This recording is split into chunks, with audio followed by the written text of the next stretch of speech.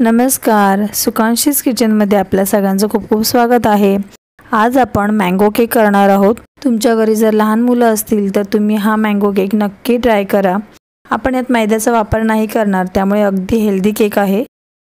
चला तर मग रेसिपीला सुरुवात करूयात। इथे मी 1 कप रवा घेतला आहे। इथे तुम्ही बारीक रवा, जाडा रवा कोणताही रवा घेऊ शकता। त्याचबरोबर मी इथे अर्धा कप साखर घेतली आहे। तुम्ही आंब्याच्या गोडीप्रमाणे साखरेचे प्रमाण कमी जास्त करू शकता।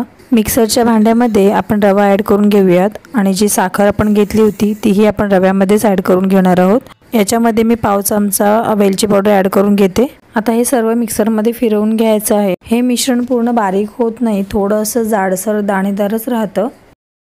आंबा कट करून घेतला आहे। आता आपण त्यातील गर काढून घेऊयात। मी इथे हापूस आंब्याचा वापर केला आहे। तुम्ही हापूस आंब्याऐवजी कोणताही आंबा वापरू शकता। मँगो केक करताना फक्त आंबा गोड असला पाहिजे।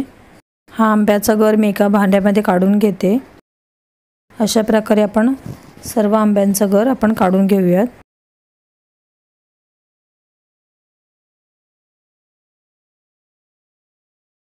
जे आंब्याच्या सालीला जो गर राहिला आहे तुम्ही चमच्याने काढून घेतला। केक करण्यासाठी प्रमाण अचूक असणं खूप गरजेचं असतं, त्यामुळे आपण आंब्याचा जो गर घेतला आहे तो आपण 1 कप मापून घेतला आहे।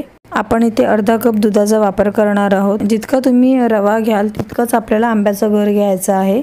आता मिक्सरच्या भांड्यामध्ये आपण आंब्याचा गर ॲड करून घेऊयात आणि जे दूध होतं तेही ॲड करून घेऊया। आंब्याचा गर आणि दूध आपण आता मिक्सरमध्ये फिरवून घेऊयात। आपण जे दूध वापरलं आहे ते रूम टेम्परेचरवरती थंड करून घेतलेलं होतं आणि याची फाईन प्युरी बनवायची आहे। तुम्ही बघू शकता इथे आपण फाईन प्युरी बनवून घेतली आहे। आपण जे रवा आणि साखर मिक्सरमध्ये फिरवून घेतलं होतं ते आता आपण चाळणीने चाळून घेणार आहोत। केक करण्यासाठी ही स्टेप खूप महत्त्वाची आहे, त्यामुळे ही स्टेप तुम्ही स्किप करू नका। कणिकमध्ये जर काही गुठळ्या असतील तर त्या निघून जातात आणि कणिक हलकी होते, त्यामुळे कणिक नक्की चाळून घ्या। कणिक चाळून झाली आहे। आंबा आणि दुधाची जी आपण प्युरी बनवली होती ती आपण ह्या कणिकमध्ये ॲड करून घेणार आहोत। सर्व व्यवस्थित मिक्स करून घेऊया। आपण हे बॅटर तयार करताना याच्यामध्ये पाण्याचा वापर नाही करणार। आपण जी प्युरी बनवली आहे त्याच्यामध्येच आपण ही कणिक पूर्ण भिजवून घेणार आहोत। हे बॅटर आपलं तयार झालं आहे। आपल्याला असं घट्टच बॅटर पाहिजे, जास्त पातळ बॅटर नको। आता ह्या केकच्या बॅटरवरती आपण झाकण ठेवूयात आणि 50 मिनिट आपण हे बॅटर असंच बाजूला ठेवूयात। असं केल्यामुळे रवा सॉफ्ट होईल। इथे मी काही बदाम कट करून घेतले आहेत आणि टुटी फ्रुटी घेतली आहे। मँगो केक करताना टुटी फ्रुटी नक्की ॲड करा। टुटी फ्रुटीवरती 2 चिमूट गव्हाचं कणिक मी कोट करून घेतलं आहे। हा केक आपण कुकरमध्ये करणार आहोत, त्यासाठी मी कुकर प्रीहीट करायला ठेवलं होतं। त्याच्यामध्ये मी मीठ ॲड केलं आणि एक स्टँड ॲड केलं। स्टँड ठेवल्यामुळे केक तळायला लागणार नाही। 50 मिनिट झाले आहेत। आता आपण बॅटर बघूयात। इथे रवा मस्त सॉफ्ट झाला आहे। तुम्हाला जर हे बॅटर घट्ट वाटत असेल तर तुम्ही याच्यामध्ये 2 टेबलस्पून दूध ॲड करू शकता। हे बॅटर परफेक्ट झालं आहे, त्यामुळे मी याच्यामध्ये दूध ॲड नाही केलं। आपण आता याच्यामध्ये टुटी फ्रुटी ॲड करून घेऊयात आणि ड्रायफ्रूटही ॲड करून घेऊयात।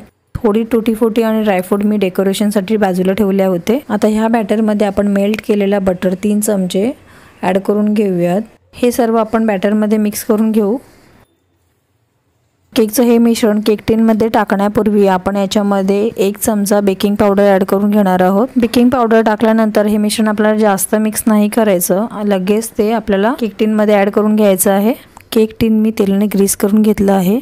केकचं हे मिश्रण केक टिनमध्ये ॲड करून झाल्यानंतर हलक्या हाताने ते आपण टॅप करून घेऊयात। असं केल्यामुळे त्याच्यामध्ये काही एअर असेल, बबल्स असतील ते निघून जातील। आता ह्या बॅटरवरती आपण टुटी फ्रुटी आणि बदाम कट करून ठेवले होते ते ॲड करून घेऊया। तुम्ही या जागी कोणतेही ड्रायफ्रूट वापरू शकता। 15 ते 20 मिनिट आपण हे कुकर प्रीहीट करत ठेवलं होतं। आता जे केक टिन आहे ते आपण याच्यामध्ये ठेवूयात आणि झाकण लावून घेऊ। वर आणि शेटी न लावता आपण हे झाकण लावलं आहे। 45 ते 50 मिनिट हा केक आपण लो फ्लेमवरती स्टीम करत ठेवलं होतं। टूथपिकने आपण केक आपला झाला की नाही ते आपण चेक करूया। टूथपिक आपली क्लीन आली म्हणजे आपला केक तयार आहे। इथे केक पूर्ण थंड झाला आहे। आता आपण तो डिमोल्ड करून घेऊयात। हलक्या हाताने टिनला टॅप करायचं आहे। किती सहज केक टिनमधून बाहेर निघाला। केक जराही तळायला लागलेला नाही। हलक्या हाताने केक आपण सरळ करून घेऊयात। वाव, किती छान केक झाला आहे। कोणताही फूड कलर ॲड न करता आपल्या केकला सुरेख रंग आला आहे। आता हा केक आपण कट करून बघूयात। अगदी सहज आपला हा केक कट झाला। तुम्ही बघू शकता केकला छान जाळी आली आहे। तुम्ही हा केक घरी एकदा नक्की ट्राय करा। लहानांपासून मोठ्यांनाही हा केक नक्की आवडेल। बाहेरचे केक खायला देण्यापेक्षा तुमच्या लहान मुलांना असे हेल्दी केक तुम्ही घरच्याच घरी बनवून द्या। आजची ही रेसिपी जर तुम्हाला आवडली असेल तर आपल्या चॅनलला लाईक करा, सबस्क्राईब करा आणि बेल आयकॉन दाबायला विसरू नका। पुन्हा भेटू नवीन व्हिडिओमध्ये, तोपर्यंत बाय।